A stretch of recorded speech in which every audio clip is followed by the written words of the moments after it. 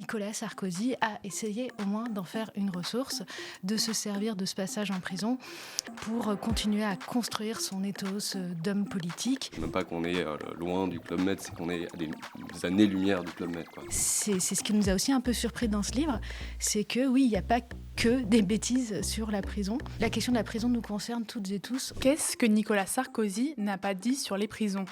Eh bien, beaucoup de choses. Le 10 décembre dernier, l'ancien président publiait Le journal d'un prisonnier, récit de son court passage à la maison d'arrêt de la santé. Dedans, il raconte son quotidien, celui d'un détenu privilégié, bien loin de la réalité carcérale violente. Le livre a été vendu à 100 000 exemplaires et a transformé son incarcération en spectacle. Il découvre ébahi la surpopulation, les cantines hors de prix, l'isolement, des conditions de vie dont il n'était pas directement victime. Si Nicolas Sarkozy a eu la chance de pouvoir raconter son expérience, la plupart des prisonniers n'ont pas cette opportunité. Et c'est pour leur redonner une voix et mettre en lumière leur réalité que nos invités ont publié Ce que Sarkozy n'a pas dit sur la prison, journal de 87 000 prisonniers. Un tract court et efficace que la chercheuse Laëlia Véron et Julien Fischmeister, responsables plaidoyer de l'Observatoire des prisons, vont nous présenter aujourd'hui. On s'autorise à penser, c'est tout de suite. Mais on s'autorise à penser dans les milieux autorisés. Alors ça, c'est encore un autre truc. Les milieux autorisés, vous y êtes pas, vous, hein.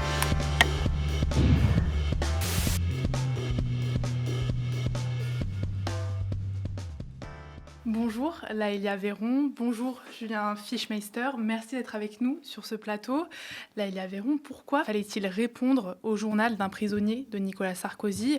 Qu'est-ce que ce livre risquait d'écraser ou de faire disparaître ? Alors, ça risquait d'effacer la réalité carcérale vécue par 87 000, voire 88 000, 89 000 presque maintenant personnes détenues.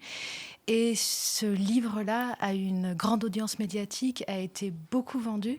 Et j'ai l'impression que les réactions au livre, ça a été beaucoup soit la commisération pour Nicolas Sarkozy, soit la dérision du côté des personnes qui le critiquaient. Et bien sûr, on peut se moquer du livre, il avait des aspects un peu grotesques, mais nous, on avait aussi envie de répondre sérieusement à ce livre-là et de mettre en valeur toutes ces autres expériences carcérales. Vous écrivez qu'il y a des circonstances où prendre la parole, c'est recouvrir celle des autres. Est-ce que c'est ça pour vous le principal problème du livre de Nicolas Sarkozy ? Oui, le problème du livre est aussi de sa médiatisation, parce que, de fait, le livre de Nicolas Sarkozy illustre le fait que quand on est dominant, on peut faire de pratiquement tout une ressource. Et ce qui, pour beaucoup de personnes, est infamant, le passage en prison, une expérience que beaucoup cherchent à effacer, à faire oublier, qui peut leur nuire. Nicolas Sarkozy a essayé au moins d'en faire une ressource, de se servir de ce passage en prison pour continuer à construire son ethos d'homme politique, son ethos public, et il a été aidé en cela par la couverture médiatique. Moi, j'étais très impressionnée, par exemple, par les journaux People qui ont couvert les moindres détails de ce que ça signifiait son incarcération pour lui et pour sa famille. Pourquoi pas ? Mais de fait, ça n'a pas été le cas, et c'est pas le cas pour plein d'autres personnes détenues. Et donc, c'est ce décalage-là qui nous questionne. Julien Fischmeister, quand vous avez lu ce journal, qu'est-ce qui vous a le plus frappé, vous qui documentez régulièrement les conditions des détenus ? Alors pour être tout à fait honnête, moi je fais partie de ceux qui ne l'ont pas lu. Enfin, Mais, Julien. eh oui, je ne devrais pas dire ça. Et après, C'est honnête. je vous rassure sur le fait qu'on est plusieurs à l'avoir lu à l'OIP, enfin plusieurs personnes l'ont lu à l'OIP, et justement, on a commencé à travailler comme ça, sur la base d'une recension justement des passages qui concernent la prison. Et alors je fais une toute petite incise par rapport à la question, puis j'y viens tout de suite, mais en fait, ce qui nous a frappé en première instance, c'est que les passages qui parlent de prison, sont extrêmement peu nombreux en réalité dans l'ouvrage. Vous dites que ça concerne à peu près 10 pages Ouais, au total. On a un collègue qui, en fait, a recensé tous les extraits qui parlent de prison, et c'est ça que Ouais, Julien a lu. c'est ça. Et pour être Et vraiment c'est très sûr, c'est ça, Mhm. c'est très réduit en fait. Et pour être Alors, on vraiment parle de sûr, 10 pages sur 200, quoi. on a mis moins de 10, mais en fait, c'était plutôt de l'ordre de 5-6, quoi. En fait. Donc il y a très très peu de choses sur la prison. En fait, en réalité, on aura peut-être l'occasion d'en parler, mais il parle plutôt de lui, de la cabale médiatique, politique, le gouvernement des juges, etc. Enfin, c'est vraiment, c'est un ouvrage très victimaire, et ça, pour le coup, il n'y a pas besoin de le lire. Je l'ai quand même feuilleté. Je n'ai pas regardé que les passages sur la prison. Et après, bon, les éléments qui donnent sur la prison, c'est ça qui est assez paradoxal, c'est qu'il y a beaucoup de contre-vérités, il y a beaucoup d'approximations. Il y a le côté effectivement à visibiliser la parole des autres. sur la base d'une expérience qui est extrêmement singulière, mais il y a aussi des choses qui sont intéressantes, en fait, et c'est ce qu'on a voulu prolonger dans le propos, c'est-à-dire qu'on aura l'occasion potentiellement d'aborder les thématiques, mais quand il parle de choc carcéral, il met le doigt sur quelque chose d'intéressant. Justement, c'est ma question suivante. Vous ne contestez pas la sincérité de son choc carcéral. Vous dites même qu'il a vécu ce moment où la porte se referme, mais vous insistez sur le fait que ce choc a été amorti par son statut de privilégié. Qu'est-ce que vivent les détenus ordinaires au moment de l'arrivée en prison ? Ils vivent toute une série de choses, puis ça dépend aussi beaucoup des profils. C'est-à-dire que tout le monde n'est pas armé de la même manière pour faire face à l'enfermement. L'expérience très singulière, encore une fois, de Nicolas Sarkozy a été inévitablement adoucie par le fait qu'il est extrêmement entouré, extrêmement médiatisé, pas oublié comme le sont beaucoup de personnes détenues derrière les murs.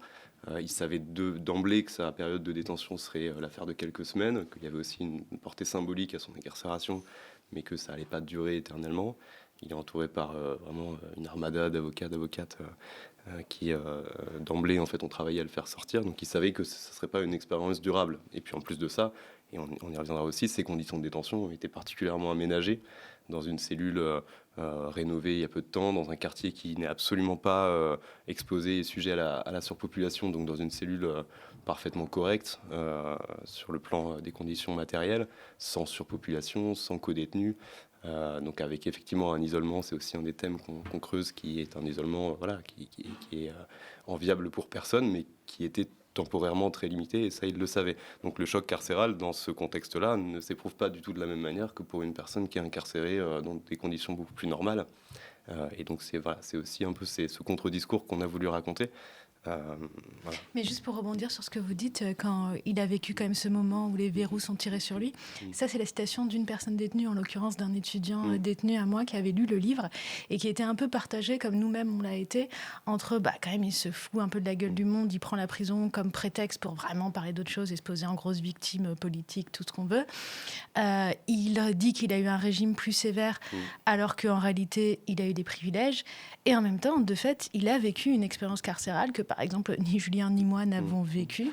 Et c'est cet étudiant détenu qui me disait, ce moment-là, quand même, on est enfermé, où le surveillant tire la porte, tire les verrous, ce bruit des verrous qui revient quand même souvent. Alors moi, je ne sais pas ce qui s'est passé dans sa tête, et franchement, ça ne m'intéresse pas. Mais c'est ce qui nous a aussi un peu surpris dans ce livre, c'est que oui, il n'y a pas que des bêtises sur la prison. Et on peut reprocher bien sûr à Nicolas Sarkozy plein de choses, d'avoir l'air de découvrir la vie en prison alors qu'il a été 2 fois ministre de l'Intérieur.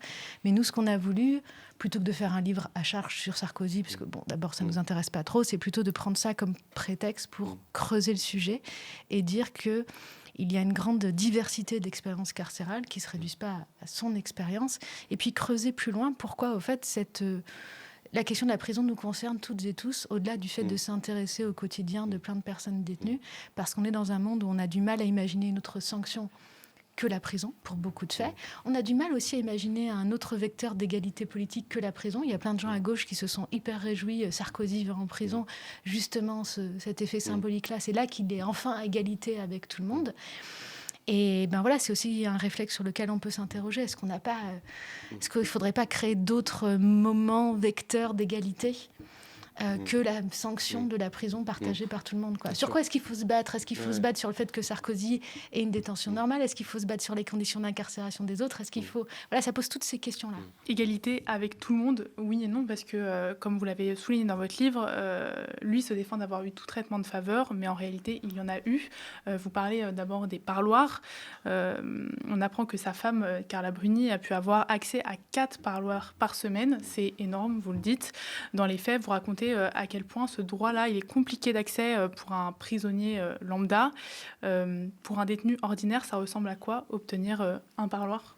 Oui, alors là-dessus, effectivement, on en parlait aussi hier, et c'est-à-dire que le scandale principal n'est pas effectivement dans le fait que Nicolas Sarkozy ait eu 4 parloirs dès la première semaine. C'est-à-dire qu'en temps normal, les premières semaines de détention, les personnes les passent seules parce que le temps que les formalités se fassent au niveau des permis de visite, etc., ça prend des semaines. Et donc les premières semaines de détention se font dans des quartiers du coup, qui s'appellent les quartiers arrivants, où les personnes sont censées être mises à l'isolement, c'est-à-dire en tout cas seules en cellule. Elles ne sont pas à l'isolement, mais elles sont seules en cellule. Ça, c'est la théorie. En pratique, en fait, les personnes sont la plupart du temps entassées dans des cellules à 2 ou 3, enfin, dans les mêmes conditions qu'en régime de droit commun. Donc lui n'a pas été exposé à ça et a pu voir du coup sa compagne et potentiellement d'autres personnes tout de suite. Donc ça, on peut faire l'hypothèse que c'est plutôt de l'ordre du passe-droit, de la négociation avec le chef d'établissement, potentiellement même avec les services de la chancellerie, etc. Bon, on n'a pas fait un bouquin pour ça, hein. C'est grand bien lui fasse. À la limite, s'il a pu voir sa famille, ce qui peut être critiquable, c'est que ce ne soit pas le cas des autres personnes détenues. Parce que concrètement, les autres personnes détenues, elles doivent déjà demander un permis de visite. C'est bien ça dans les étapes, je reprends. Hein. Enfin, les proches demandent le permis Les de visite. proches, doivent demander le permis de visite. Qui peut arriver sous 1 mois de ce que C'est ça, et donc la plupart du temps, quand on est incarcéré pour quelques semaines, comme Nicolas Sarkozy, le temps que les proches déposent la demande, généralement, ils n'ont pas eu le temps de le voir. Et c'est vrai que moi, quand j'ai des étudiants détenus qui ont lu le livre, c'est beaucoup ce qui est revenu. Hein, le fait qu'il ait eu tout de suite un parloir, parce que c'est important, la relation avec les proches. Je trouve.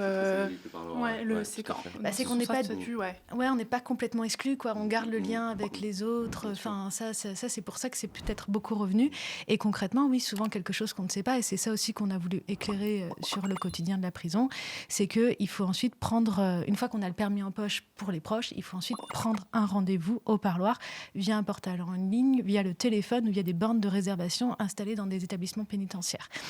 Et la réservation en ligne est souvent très compliquée. Quelquefois, au téléphone, il faut passer des heures. Quelquefois, pour les personnes qui ne sont pas à l'aise aussi avec le téléphone, avec le numérique, voire avec la langue française, tout ça est très compliqué. Et souvent, c'est ce genre de petites réalités matérielles qui vont être très discriminantes rapidement aussi, suivant le milieu social des personnes, ce genre de choses, qu'on a voulu illustrer dans le tract.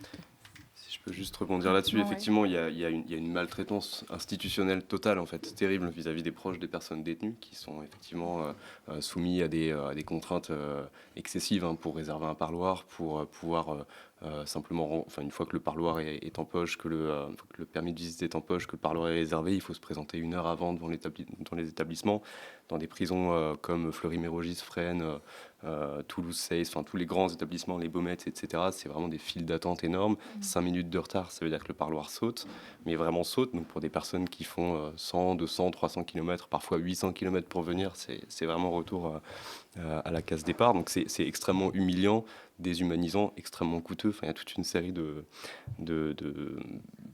contraintes qui font qu'on est vraiment dans une maltraitance institutionnelle, et ça concerne énormément de personnes, en fait. C'est ça aussi qu'on voulait mettre un petit peu dans cet item, c'est-à-dire qu'il y a 89 000 personnes détenues aujourd'hui et potentiellement 300 400 000 personnes qui sont concernées, en fait, très directement par la prison, par l'absence d'un proche, par l'absence de revenus, par le fait de devoir se débrouiller seul avec 2 ou 3 gamins. C'est beaucoup des femmes, effectivement, on s'en doute, qui en font les frais, parce que l'immense majorité des détenus sont des hommes. Et ça, alors je fais un petit coup de projecteur sur une initiative que l'OIP a tenté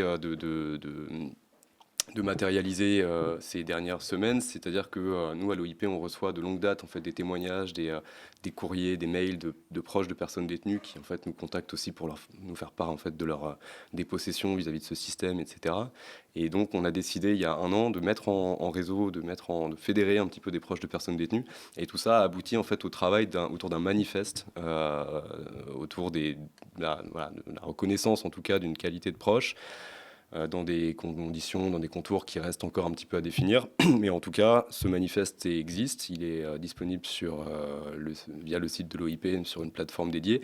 Et l'idée, c'est vraiment de recueillir des signatures, de recueillir des signatures massivement, très massivement, dans les prochains mois. Donc toute personne qui nous écoute, qui nous regarde aujourd'hui, et puis qui est concernée par la question, peut aller trouver très facilement ce manifeste des proches de personnes détenues sur Internet, y apposer sa signature si l'intention, en fait, de la démarche lui plaît. Et l'idée ensuite, c'est de transformer ça en revendication politique, dans des formes qui restent encore à définir, quoi. On a évoqué le parloir et maintenant j'aimerais qu'on parle d'un des angles morts du journal de Nicolas Sarkozy, c'est la surpopulation. Vu que lui est placé à l'isolement, il n'en parle pas spécialement. Le taux d'occupation de la prison de la Santé est de 191%. Le Comité européen pour la prévention de la torture et des peines, dans son dernier rapport, compare les prisons françaises à des entrepôts humains. Concrètement, ça veut dire quoi de vivre à 2, à 3 dans 9 mètres carrés? Une réalité que Nicolas Sarkozy n'a pas eu à vivre. Concrètement, ça veut dire des personnes entassées dans une pièce sans possibilité de sortir. Ça veut dire des matelas au sol. Ça veut dire pour la personne qui dort sur le matelas au sol, la tête dans les toilettes ou dans la poubelle. Ça veut dire avoir, sachant que c'est aussi aller aux toilettes devant les autres, avoir ce principe des corps des odeurs entassés.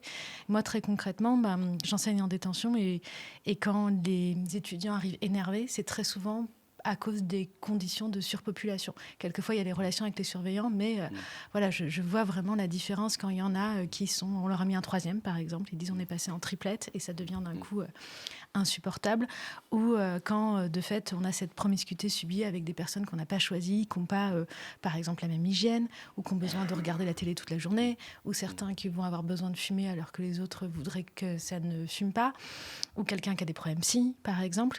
Ça transforme très rapidement, visiblement, la détention en enfer. Et en tout cas, moi, je vois des gens qui, quand ils sortent justement un petit peu grâce au pôle scolaire, en quelque sorte, sont prêts à exploser. Ouais, puis les conditions de la surpopulation, elles sont effectivement sur les conditions matérielles en cellules. Effectivement, donc il y a aussi la question de la dégradation du bâti, c'est-à-dire que les établissements inévitablement se dégradent plus rapidement quand ils sont occupés par un nombre trop important de personnes, en tout cas plus que ce pourquoi ils ont été construits. Donc on a des bâtiments qui sont extrêmement dégradés, extrêmement humides, à pression de nuisibles, de cafards, de puces de lits, de rats. Le cas assez emblématique de la prison de Fresnes, qui est complètement infestée par les rats. L'administration n'arrive pas à s'en débarrasser. Les plans de dératisation s'enchaînent et les rats, en fait, pointé du doigt. Et la France est constamment condamnée. Pour ces conditions indignes, Complètement. Il y a eu un arrêt vraiment sonnant et trébuchant en 2020 qui, de manière a condamné le problème structurel de la surpopulation carcérale en France et a exigé que la France prenne des mesures pour viser la résorption définitive de la surpopulation carcérale. Et depuis cet arrêt, cette condamnation, donc c'est l'arrêt s'appelle JMB contre France, ça a été vraiment une détonation dans l'écosystème en 2020. Okay. 31 janvier 2020. Et depuis, la situation ne fait... Alors, c'est pas que rien n'a été fait, c'est que la situation est catastrophique depuis, elle n'a fait que s'empirer. Pourtant, le gouvernement répond quand même souvent à cette crise par la construction de nouvelles places de prison. Vous défendez plutôt un mécanisme de régulation carcérale. Est-ce que vous pouvez nous expliquer un peu ce que c'est et pourquoi construire au final ça ne suffit plus? Tout à fait. Alors effectivement, nous on est un peu les derniers à dire ça. C'est-à-dire que nous on voit, je vais y revenir, mais c'est-à-dire que ce mécanisme de régulation carcérale, il s'inscrit dans la lignée de cet arrêt JMB contre France de la Cour européenne des droits de l'homme en 2020. Si vous voulez, quand la Cour européenne des droits de l'homme prend un arrêt de condamnation contre la France, elle confie ensuite le soin d'examiner ce que les États mettent en place pour viser la conformité avec la Convention européenne des droits de l'homme, qui a été violée par cette condamnation, à un organisme qui s'appelle le Comité des ministres du Conseil de l'Europe. Le Comité des ministres du Conseil de l'Europe, depuis maintenant 3-4 ans, il dit systématiquement il faut un mécanisme de régulation carcérale. Donc c'est le Conseil de l'Europe qui le dit. Il y a un autre organe qui s'appelle le CPT, vous l'avez mentionné tout à l'heure, le Comité pour la prévention de la torture, qui le dit aussi. En France, on a le Défenseur des droits qui le dit, on a le Contrôle général des lieux de privation de liberté qui le dit, la Commission nationale consultative des droits de l'homme qui le dit, on a même le ministère de la Justice lui-même, en fait, au travers de l'Inspection générale de la justice, qui le dit. Donc la seule résistance maintenant, alors nous, modestement, on le dit, mais on ne passe pas grand-chose à l'OIP, la seule résistance maintenant, elle est politique, elle est du côté du garde des Sceaux, qui ne veut pas être le ministre de la régulation carcérale, qui ne veut pas envoyer un signal de laxisme judiciaire en vue des prétentions aussi présidentielles ou autres qu'il peut avoir. Donc il ne veut pas porter, en fait, il ne veut pas avoir ça à son bilan. Mais la résistance, elle est vraiment politique, alors qu'il y a vraiment un consensus des acteurs, et même les syndicats de surveillants pour certains, mais de directeurs de prison le disent. Donc ce mécanisme, il est très simple, il vise à dire... À partir du moment où les établissements sont surpeuplés, si on veut incarcérer une nouvelle personne, il faut en faire sortir une autre. Voilà, c'est très simple, c'est un numerus clausus, c'est-à-dire que si le taux d'occupation de 100%, nous c'est évidemment ce qu'on demande, est atteint, tout nouvel entrant doit avoir pour effet qu'une personne sorte de détention, et en l'occurrence potentiellement la personne dont la date de sortie est la plus proche, quoi. Donc nous, on voit ça comme un mécanisme qui doit urgemment être mis en place, mais qui ne peut pas se suffire à lui-même et qui doit s'accompagner ensuite d'une réflexion beaucoup plus profonde sur la place de la prison dans l'échelle des peines, sur la passion carcérale qu'on entretient en France depuis maintenant de nombreuses décennies, si ce n'est centenaires, et sur l'utilité même de la prison pour répondre aux objectifs que la loi fixe. Vous parlez de passion carcérale et d'ailleurs, j'aimerais bien qu'on sorte un peu de ce livre de Nicolas Sarkozy pour un peu s'interroger sur les images qui sont véhiculées, les imaginaires qui sont convoqués quand on parle de la prison en France. Il y a cette expression qu'on entend et que vous avez écrit, le Club Med. Voilà, exactement, cette fameuse expression du Club Med des prisons qui est souvent du coup véhiculée par la droite et l'extrême droite. À quoi elle sert politiquement cette expression de Club Med? À quoi ça sert de véhiculer cette image? Ça sert à monter les gens les uns contre les autres et à pas pointer les vrais privilégiés, au fait, tout simplement, en faisant croire que c'est les détenus qui sont privilégiés, avec des éléments tout simplement faux. Par exemple, la télé en prison, alors que la télé n'est pas gratuite en détention. Et tout simplement le fait que quand on dit, par exemple, nourri, blanché, oui, avec logé, blanchi, avec plein d'activités, ben voilà, c'est oublier tout simplement que la prison, par exemple, coûte cher, qu'il faut payer pour avoir ne serait-ce que des produits d'hygiène, comme du papier toilette, de quoi nettoyer sa cellule, ce genre de choses. Et que ces denrées-là sont bien plus chères en prison qu'ailleurs. En fait, ces denrées-là doivent être achetées sur ce qu'on appelle cantiné, sur un magazine en quelque sorte, qui est mis à disposition des personnes détenues. Donc elles doivent acheter via ce qui est proposé là, avec ces produits-là, avec ce prix-là. Et très souvent, c'est des prix plus chers effectivement qu'à l'extérieur. Il y avait quelquefois des arnaques qui étaient vraiment phénoménales sur le téléphone. Bon, ça a été régularisé, mais avant, les forfaits téléphoniques étaient vraiment explosés tous les prix. Et alors Nicolas Sarkozy s'en plaint d'ailleurs. Oui, dans il s'en rend son livre. Il s'en rend compte, alors Il dit que que c'est c'est quand même moins très pire cher qu'avant, mais il s'en rend compte à ce moment-là. Donc, et pour les activités, et voilà, pour la plupart des gens, il y a très peu d'activités.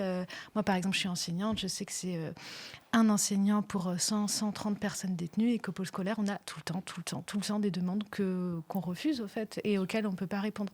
Donc voilà, il y a le Club Med qui est un gros cliché. L'autre gros cliché, je pense que c'est les serial killers, toujours les plus grosses peines, et c'est oublier que la durée moyenne, c'est 12 mois, c'est ce que tu disais. La moyenne de détention, c'est 12 mois, 12 mois et demi à peu près en 2025.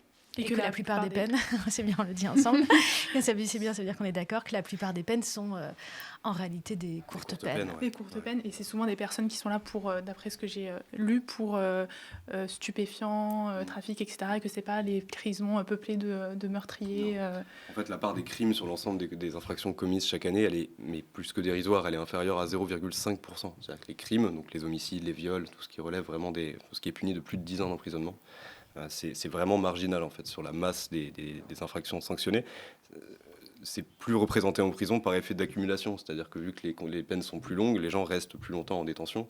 Donc quand on prend une photographie de la population détenue à un instant T, on va effectivement retrouver plus de gens condamnés pour des crimes, des homicides, des viols, etc., qu'ils ne sont représentés dans les flux entrants, dans l'activité quotidienne de la justice, dans le nombre de personnes qui rentrent chaque année en détention. Et si on voit le turnover, c'est pour le coup... Il y a un énorme turnover, voilà, effectivement. Et il ne faut pas oublier que pour la plupart des gens, même quelques mois d'incarcération, ça n'a pas été le cas pour Sarkozy parce qu'il n'a pas les mêmes ressources, ça peut détruire leur vie dans le sens leur faire perdre leur travail, leur faire perdre leur logement, mettre à mal les liens avec la famille. Et c'est quand même fou ce décalage d'informations entre la vision des prisons, le Club Med, vous l'avez dit, mais aussi des serial killers, et la réalité. Enfin, la plupart des gens qui croient qu'ils ne sont pas du tout concernés par la prison, bon, déjà, ça peut peut-être leur arriver. Et puis, ils croisent des personnes, sans doute, qui sont passées par la prison, qui font en tout cas partie du même corps social. Donc, même, on doit se poser cette question-là. Ça ne concerne pas que des cas isolés. Moi, cette question du Club Med, je la trouve vraiment saisissante parce qu'il n'y a pas d'autre champ du domaine social en règle générale où il y a un tel écart entre justement la représentation des imaginaires et la réalité, quoi. On ne sait même pas qu'on est loin du Club Med, c'est qu'on est à des années-lumière du Club Med, quoi. C'est-à-dire que sous tous les angles sous lesquels on peut regarder la prison, vraiment, on est dans quelque chose d'extrêmement indigent. On parlait de la surpopulation, mais il y a aussi toute une série de conséquences en cascade de la surpopulation. Et effectivement, les activités et la possibilité de passer du temps hors cellule en est une, pour travailler, pour accéder à différentes sortes d'activités. Enfin, je veux dire, quand on dit que les gens sont maintenus 23 heures sur 24 en cellule, c'est statistiquement avéré. En fait, c'est vraiment les statistiques officielles que l'administration recense. Alors, elle donne une moyenne de 2 heures d'activité au sens très large, sachant que la promenade est comprise dans ces activités sur l'ensemble du territoire, avec vraiment des différences très nettes selon les types d'établissements. C'est-à-dire que dans les établissements pour peine, ça peut être un peu plus, mais dans les maisons d'arrêt, ce qui est l'immense majorité des personnes détenues, donc les établissements pour courte peine, etc., là, on est vraiment sur à peu près 1 heure d'activité, et l'activité, c'est la promenade, en fait. C'est pas une activité, c'est vraiment la promenade, quoi. Donc les gens Tourne en rond. tournent en rond, quoi, comme dans le tableau de Van Gogh, en fait. Voilà, c'est ça. C'est ça, Ouais, la c'est sortie des de cellule, petites, c'est ça. des Alors, ça va petites dépendre, cours. ça va dépendre des Ouais. prisons. Il y en a certaines, par exemple Fresnes, c'est un peu, on dirait des cellules à Ouais. ciel ouvert avec juste des grillages. Il y en a certaines où il y a un peu plus de verdure, etc. Mais quelquefois, c'est juste un truc bétonisé où les gens tournent en rond, quoi. C'est ça, avec un grillage au-dessus. Avec un grillage au-dessus, il faut imaginer, mais c'est vrai qu'à des moments, il faut donner Tout le des temps, exemples concrets. Le grillage et les filets aussi anti-hélico, ce genre Mm. de choses, on voit jamais le ciel loin, ce genre de détails-là, par exemple, quoi. Donc c'est ça, une promenade. Hein. J'ai une dernière question pour vous qui est un peu plus philosophique. L'idée, c'est pas d'ouvrir un débat pour ou contre la prison, mais c'est quand même, même si on est pour la prison et qu'on pense que la prison doit punir, pourquoi c'est quand même dangereux que pour notre société de traiter des personnes de façon aussi inhumaine? Laïla Véron.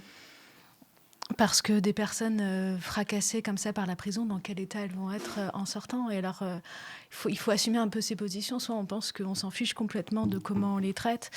Et dans ce cas-là, il faudrait, je sais pas, rétablir la peine de mort pour toutes les peines de prison, même les plus restreintes. Soit on pense que ces gens, la plupart vont sortir, la plupart ont vocation à réintégrer le corps social. Et dans quel état elles vont être quand elles vont réintégrer ce corps social-là, et en quoi ça va faire du bien au corps social, en quoi c'est une réparation de justement maltraiter, voire torturer. Hein, quelquefois, ça s'apparente quasiment à des conditions de torture, ces personnes-là. Et puis on pourra aller plus loin, mais là, ça fait vraiment un débat philosophique, même pour les personnes qui sont condamnées à des très longues peines, à la perpétuité. Je rappelle que la perpétuité réelle existe en France, qu'il y a des personnes qui meurent en prison. On ne peut pas juste éradiquer, par exemple, la peine de mort et pas se poser la question de qu'est-ce qu'on fait de ces humanités-là. C'est même un peu contre-productif pour la réinsertion. C'est plus Julien que- Fischmeister, si vous voulez nous... Bien sûr. en parler. Alors, je reviens sur cet article du Code pénal 130-1 que tout un chacun peut aller consulter, qui fixe les objectifs de la peine. Alors, pas que de la peine de prison. La peine de prison, c'est la peine de référence, mais de la peine en général. Donc, il y a, premier objectif, sanctionner l'auteur de l'infraction.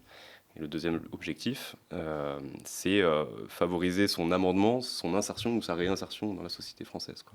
Donc on voit très clairement sur quoi est mis l'accent en fait, dans les politiques publiques, dans la distribution des deniers publics aussi, quand on regarde concrètement comment l'argent est dépensé dans l'économie carcérale, on voit vraiment que l'accent il est mis sur le contrôle, la surveillance, la sécurisation des établissements, plutôt que sur ce qu'on appelle communément la réinsertion, sans bien savoir ce que ça recouvre comme réalité, quoi.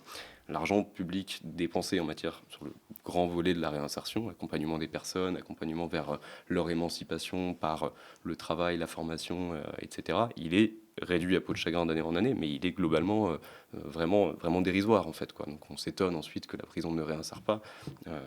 Il y a fondamentalement un énorme problème sur la distribution justement des ressources allouées à cette institution, quoi.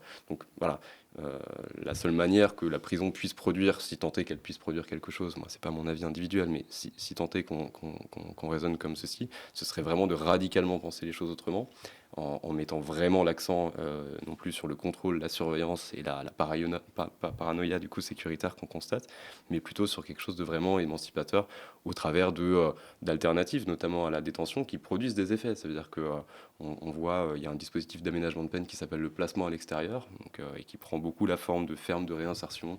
Il y a Emmaüs qui en gère, qui en chapeaute beaucoup sur le territoire, enfin beaucoup, pas suffisamment, mais certaines sur le territoire. Donc là, on est dans l'apprentissage d'un métier, souvent en lien avec le maraîchage, etc. Donc quelque chose qui revalorise aussi l'individu et qui évidemment du coup souffre de financement en berne et de financement complètement ridicule par rapport au financement de sécurisation.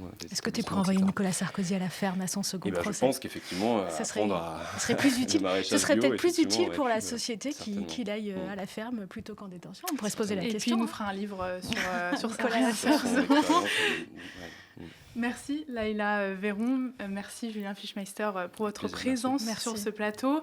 Je le rappelle, vous venez de publier Ce que Sarkozy n'a pas dit sur la prison, journal de 87 000 prisonniers, un tract publié aux éditions Gallimard. Ça coûte 3,90 €, moins cher, bien moins cher que le livre de Nicolas Sarkozy.